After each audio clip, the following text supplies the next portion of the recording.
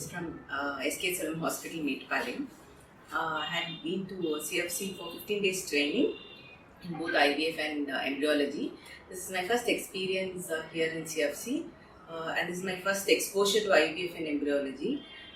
So I was super excited to see the number of patients here right from the first day, and I had all experiences right from semen analysis to embryo transfer. For all these 15 days I was jam-packed with all the procedures and protocols here. I would be thankful to Dr. Krishna, who was the post director, and who's given me a lot of support in embryology and all other aspects. And I would like to thank Dr. Nisha.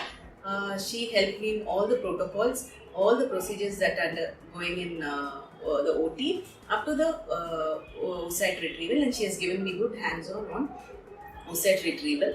And I would be extremely thankful to Dr. Thomas, who's helped me in giving me such a good atmosphere, and he's given such a good exposure to all our doctors here in undergoing this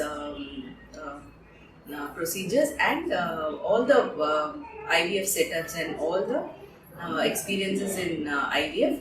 So I would like to thank all the staffs also who's helped me in all the days for my comfortable stay and for my learning curve. Thank you.